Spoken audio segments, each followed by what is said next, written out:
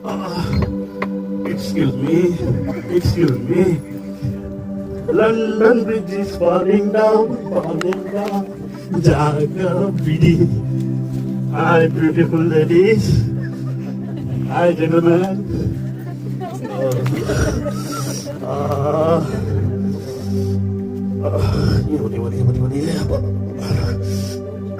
ಅಯ್ಯೋ ಆಗಲ್ಲಪ್ಪ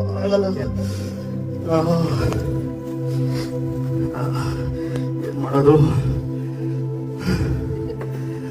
ಕುಂತ್ರೆ ಕುಂತ್ಕೊಳಕ್ಕೂ ಆಗಲ್ಲ, ನಿಂತ್ರೆ ನಿಂತ್ಕೊಳಕ್ಕೂ ಆಗಲ್ಲ, ಮನಿಕೊಂಡ್ರೆ ಆಗ್ತಾ ಇದೆ. ಏನೇ ಹೇಳಿ, ಜೀವನದಲ್ಲಿ ಏನಿಲ್ಲ ಅಂದ್ರು ಒಂದು ಗಾಯ ಇರ್ಬೇಕು ಕಿರ್ಕೊಳಕ್ಕೆ. ನನ್ ಕೆಳಗೆ ಒಂದು ಗಾಯ ಬೇಕು, ಕೆಳಗಡೆಯಿಂದ ಮೇಲವರೆಗೂ ಬಂದ್ಬಿಟ್ಟಿದೆ ಕಣ್ರಿ. ಏನ್ ಸುಖ. ಮಗು ಒಂದು ಪೇಪರ್ ಕೊಡ್ಲಾ?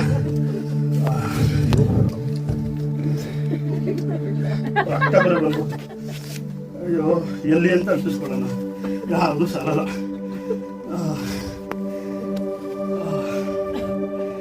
ಅಯ್ಯಪ್ಪ, ನಗು ಬರುತ್ತಲ್ಲ ನಿಮ್ಗೆಲ್ಲ? ನಗು, ನನ್ನ ಪರಿಸ್ಥಿತಿ ನೋಡಿ ನಿಮ್ಗೆಲ್ಲ ನಗು ಬರುತ್ತಾ? ನಗಿ, ಖುಷಿ ಪಡಿ. ನನ್ನ ಪರಿಸ್ಥಿತಿ ಯಾವ ಶತ್ರುಗೂ ಬೇಡ.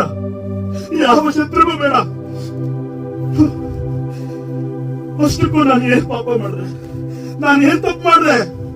ನಿನಗೆ ವಿಧೇಯನಾಗಿದ್ದಿಲ್ವಾ? ಓ ದೇವ್ರೇ, ನಿನಗೆ ನಾನು ಏನ್ ತಪ್ಪು ಮಾಡುದಪ್ಪ? ಯಾರಿಗೆ ಯಾವ ಅನ್ಯಾಯ ಮಾಡಿದೆ ನನಗೆ ಗೊತ್ತಿಲ್ವೇ? ಬೆಳಗ್ಗೆ ಆದ್ರೆ ಸೂರ್ಯ ಹುಟ್ಟೋದಕ್ಕಿಂತ ಮುಂಚೆ ನಿನ್ನ ಅಪ್ಪ ಅಂತ ಕರೀತಾ ಇದ್ದೆ.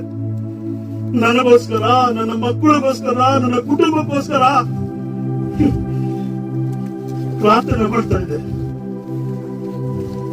ರಾತ್ರಿ ಆದ್ರೆ ಅವ್ರು ಅದೇನ್ ತಪ್ಪು ಮಾಡ್ಬಿಟ್ಟಿದಾರೋ, ಯಾವ ಪಾಪ ಮಾಡ್ಬಿಟ್ಟಿದಾರೋ, ತಿಳಿದೋ ಮಾಡ್ಬಿಟ್ಟಿದಾರೋ ಅಂತ ಪ್ರತಿ ದಿನ ನಿನಗೆ ಯಜ್ಞ ಅರ್ಪಿಸ್ತಾ ಇದೆ. ಅದಕ್ಕೆ ನನಗೆ ಈ ಶಿಕ್ಷೆ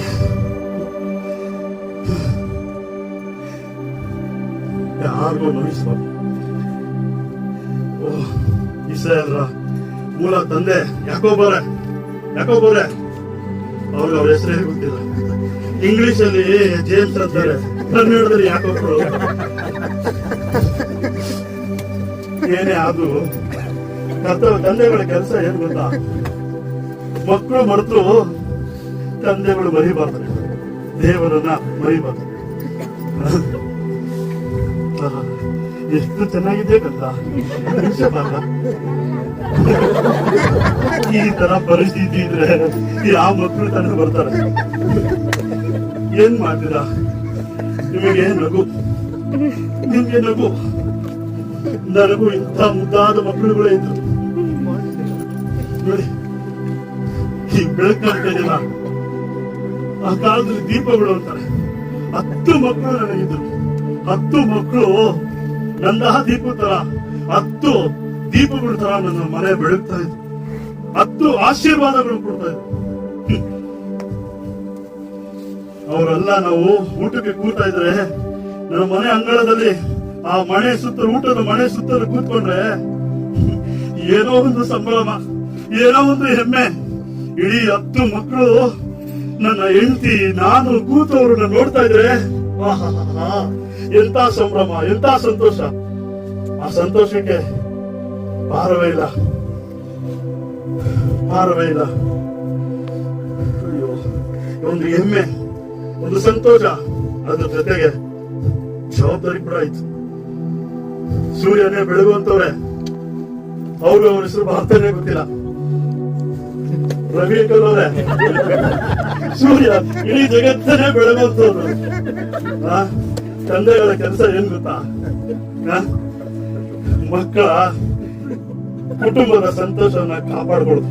ಎಂತ ಪರಿಸ್ಥಿತಿನಲ್ಲೂ ಏನಾದ್ರೂ ಮಾಡಿ ಮಕ್ಕಳ ಸಂತೋಷನ ನೋಡ್ಕೋಬೇಕು. ಅಯ್ಯೋ, ಇಂಥ ಸುಂದರವಾದಂತ ಸಂಭ್ರಮವಾದಂತ ಜೀವಿತ ನಡೆಸ್ತಾ ಇದ್ದಂತ ನಮಗೆ ಒಂದು ದಿನ ಓ ಅದನ್ನು ನೆನೆಸ್ಕೊಳ್ಳೋದಕ್ಕೆ ನನಗೆ ಆಗ್ತಾ ಇಲ್ಲ. ಒಂದು ದಿನ ಒಂದು ಸುದ್ದಿ, ಮತ್ತೊಂದು ಸುದ್ದಿ. ಇಡೀ ಜೀವಮಾನ ಕಾಲವೆಲ್ಲ ನಾನು ಸಂಪಾದನೆ ಮಾಡಿದ್ದು ಒಂದೇ ಸಾರಿ ನಾನು ಕಳ್ಕೊಂಡ್ಬಿಟ್ಟೆ. ಅಯ್ಯೋ, ಹೇಗೆ ಹೇಳಿ, ನನ್ನ ಸರ್ವ ಸಂಪತ್ತು ನಾಶವಾಗಿ ಹೋಯ್ತು.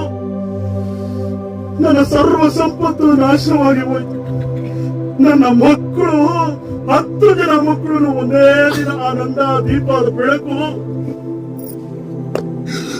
ಒಂದೇ ದಿನ ಹಾರಿಹೋಯ್ತು. ಅದನ್ನ ನೆನೆಸ್ಕೊಂಡು ಕುರುಗಿ ನನಗೆ ಜೊತೆಯಲ್ಲಿ ಈ ರೀತಿ ನನಗೆ ಮೈಯೆಲ್ಲ ಕುರುಗಳು, ಮೈಯೆಲ್ಲ ಗಾಯಗಳು. ಏನ್ ಮಾಡ್ಲಿ?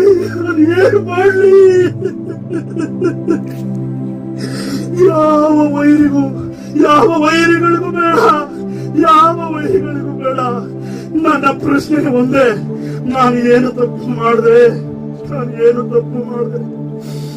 ಒಂದೇ ಬಾರಿ ಆ ವಿಷಯಗಳನ್ನು ಕೇಳಿಸಿಕೊಂಡು ನನ್ನ ಹೃದಯ ಚೂರಾಗಿ ಹೋಯ್ತು. ಅಯ್ಯೋ, ಬೂದಿಗಳನ್ನು ಸುರಿದುಕೊಂಡು ನನ್ನ ಬಟ್ಟೆಗಳನ್ನು ಹರಿದುಕೊಂಡು, ದೇವ್ರೇ ಯಾಕೆ ನನಗೆ ಈ ಪರಿಸ್ಥಿತಿ? ಯಾರಿಗೂ ಅನ್ಯಾಯ ಮಾಡ್ಲಿಲ್ವಲ್ಲ, ಯಾರಿಗೂ ಮೋಸ ಮಾಡ್ಲಿಲ್ವಲ್ಲ, ಅದರಿಂದ ಮಾತ್ರ ತಾನೇ ನಾನು ಪ್ರಾರ್ಥನೆ ಮಾಡ್ತಾ ಇದ್ದೆ. ನನಗೆ ಏಕೆ ಶಿಕ್ಷೆ?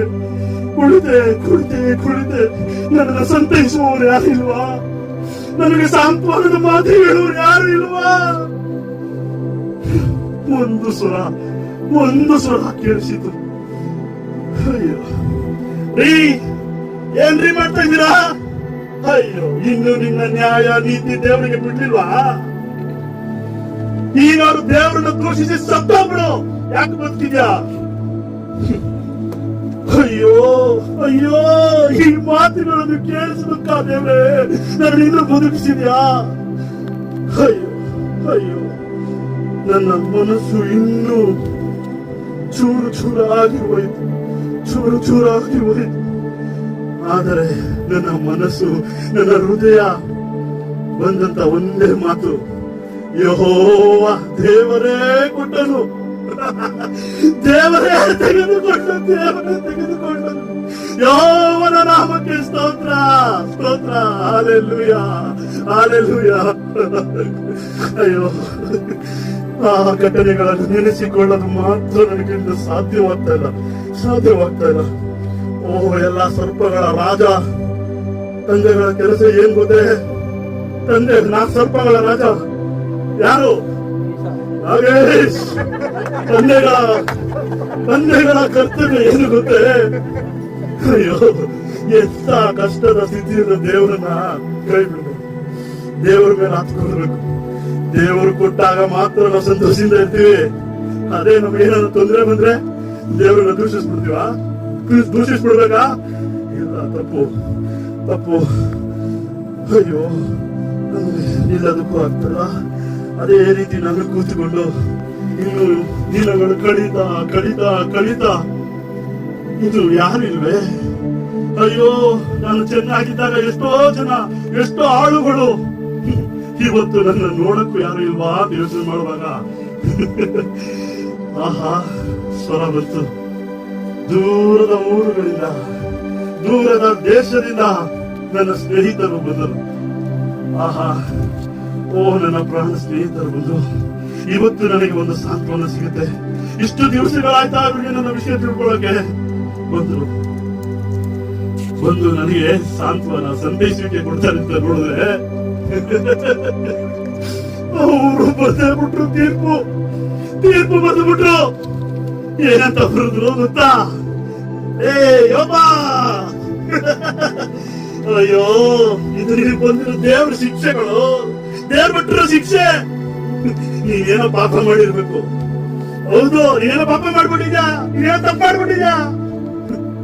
ಇಲ್ಲ ಅಂದ್ರೆ ನೀನು ಮಕ್ಕಳು ಏನೋ ತಪ್ಪು ಮಾಡ್ಬಿಟ್ಟವ್ರೆ. ಅಯ್ಯೋ, ನಾನು ಇನ್ನೇನು ಮಾಡಿ ದೇವರ ಮುಂದೆ ತಿರುಗಿ ಕುಳಿತೆ. ದೇವರ ಮುಂದೆ ಕುಳಿತು, ದೇವರೇ, ಇಂಥ ಮಾತುಗಳು ನನ್ನ ಕೈಯಲ್ಲಿ ಸಹಿಸಿಕೊಳ್ಳಲಾಗುತ್ತಿಲ್ಲ.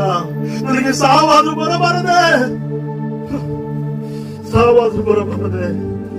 ಆದರೆ ನನ್ನ ಮನಸ್ಸು ತಿರುಗಿ ನನಗೆ ಬುದ್ಧಿ ಹೇಳಿತು.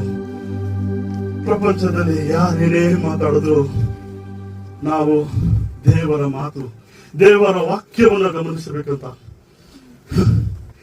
ದೇವರಿಗೆ ಗುಲಾಮನೇ. ತಂದೆಗಳ ಕೆಲಸ ಏನು ಗೊತ್ತಾ? ದೇವರ ಗುಲಾಮನೇ. ಅವ್ರ ಹೆಸರು ಅರ್ಥ ಮಾಡ್ಕೊಂಡ್ಬಿಟ್ಟಿದೆ. ಮಹಿಮೆ ದಾಸ್ ಅಲ್ವೇ? ಮಹಿಮೆ ದಾಸ್. ತಂದೆಗಳ ಕೆಲಸ ಏನು ಗೊತ್ತಾ? ಎಂತಹ ಪರಿಸ್ಥಿತಿ ಬಂದ್ರು ನಾವು ದೇವರನ್ನ ಹಾಕೊಳ್ಬೇಕು.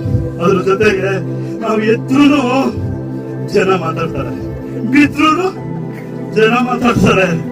ಜನಗಳ ಮಾತಿಗೆ ನಾವು ತಲೆ ಕೆಡ್ಸ್ಕೊಬಾರ್ದು. ಜನಗಳು ಇರೋದೇ ಮಾತಾಡೋದಿಕ್ಕೆ. ಸಾವಿರಾರು ಜನರು ನಮ್ಗೆ ಸಾವಿರಾರು ರೀತಿ ಮಾತಾಡ್ಬೋದು. ಆದ್ರೆ ಸೇನಾಧೀಶ್ವರಾದ ದೇವರ ಮಾತು ಯಾವಾಗಲೂ ನಮ್ಮನ್ನ ಬಲಪಡಿಸ್ತದೆ. ಅಯ್ಯೋ, ಇಷ್ಟು ವಾಕ್ಯಗಳು, ಇಷ್ಟು ದೇವರ ಮಾತುಗಳು ನನ್ನನ್ನು ಸಂತೈಸಿ ದಿನೇ ನನ್ನನ್ನು ಹಾಗೆ ಮುಂದುವರಿಸುತ್ತಾ ಬರುವಾಗ ಒಂದು ಸಾರಿ, ದೇವರೇ, ಲೋಕದ ಸಂಬಂಧಗಳು, ತಂದೆ ತಾಯಿಗಳು ಎಲ್ಲರನ್ನು ಕಳೆದುಕೊಂಡೆ. ಯಾರು ನನಗೆ ಸಂತೈಸುವವರಿಲ್ಲ. ಸ್ನೇಹಿತರು ನನ್ನನ್ನು ತುಚ್ಚು ಮಾತಿನಿಂದ ಮಾತನಾಡ್ತಾ ಇದ್ದಾರೆ. ಆದ್ರೆ ನಾನು ಏನು ಮಾಡಬೇಕೆಂದು ನೀನು ಉಳಿದಿರುವುದು ನೀನು ಒಬ್ಬನೇ ಎಂಬುದಾಗಿ ತಲೆ ಎತ್ತಿ ನೋಡಿದಾಗ, ಆಹಾ, ಒಂದು ಇಂಪಾದ ಸ್ವರ, ಆಕಾಶದಿಂದ ಒಂದು ಸ್ವರ. ಓ ಯೋಬ, ನಾನು ಸೃಷ್ಟಿಸಿದ ಜಗತ್ತನ್ನು ಅರ್ಥ ಮಾಡಿಕೊಂಡೆಯಾ ಅಂತ. ಆಹಾ, ಆ ದಿನ ನನ್ನ ಕಣ್ಣುಗಳು ತೆರೆದು, ಆ ದಿನ ನನ್ನ ಮನಸ್ಸು, ನನ್ನ ಹೃದಯದ ಕಣ್ಣುಗಳು ತೆರೆದು, ಆಗ ನನಗೆ ಅರ್ಥ ಆಯ್ತು, ದೇವರು ಮಾತ್ರ ನಮ್ಮನ್ನ, ನಾವು ಯೋಚನೆ ಮಾಡೋ ರೀತಿನೇ ಬೇರೆ. ದೇವರು, ನಾವುಗಳು ನಮ್ಮ ತೊಂದರೆ, ನಮ್ಮ ನಷ್ಟಗಳ ಬಗ್ಗೆ ನಾವು ಗಮನ ಹರಿಸ್ತೇವೆ. ನನಗೆ ಇಷ್ಟು ನನ್ನ ಕಳ್ಕೊಂಡೆ, ನನ್ನ ನೋವು ಈ ರೀತಿ ಇದೆ ಅಂತ ನಾನು ನೋಡ್ತೀನಿ. ಆದ್ರೆ ದೇವರು ನನ್ನಲ್ಲಿರುವಂತ, ಆತನಲ್ಲಿ ಇದ್ದಂತಹ ಉದ್ದೇಶಗಳು, ಆತನ ಯೋಜನೆಗಳನ್ನ ನನಗೆ ಆಗ ಅರ್ಥ ಆಯ್ತು. ತಂದೆಯ ಕೆಲಸಗಳು ಏನು ಗೊತ್ತಾ? ಯಾರು ಹೇಳ್ಬೇಕು? ಯೆರೂಸಲೇಮಿನ ಪೌಳಿ ಗೋಡೆಗಳನ್ನು ಕಟ್ಟಿಸಿದವರೇ, ಯೆರೂಸಲೇಮಿನ ಪೌಳಿ ಗೋಡೆಯನ್ನು ಕಟ್ಟಿಸಿದವರೇ ಎಲ್ಲಿದ್ದೀರಾ? ಅವರಿಗೂ ಗೊತ್ತಿಲ್ಲ, ಅವರ ಹೆಸರಿನ ಅರ್ಥ ಗೊತ್ತಿಲ್ಲ. ನೆಹೆಮಿಯ ತಂದೆಯ ಕೆಲಸ ಏನು ಗೊತ್ತಾ? ಎಂತ ಕಷ್ಟಗಳು ಬಂದರು.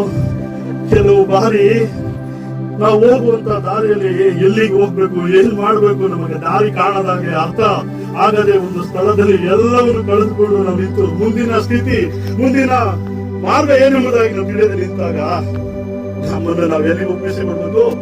ದೇವರಿಗೆ ಸಂಪೂರ್ಣವಾಗಿ ನಮ್ಮನ್ನು ಸಮರ್ಪಣೆ ಮಾಡಿದಾಗ ದೇವರು ನಮಗೆ ತೋರಿಸ್ತಾರೆ. ಹಲ್ಲೆಲೂಯ. ಓ ದೇವರು, ನನ್ನ ಪರಲೋಕದ ತಂದೆ ನನ್ನನ್ನು ಎಂದಿಗೂ ಮರೆಯಲಿಲ್ಲ. ಆತನು ಎಂದಿಗೂ ಮರೆಯಲಿಲ್ಲ, ಮರ್ತೇ ಇರಲಿಲ್ಲ.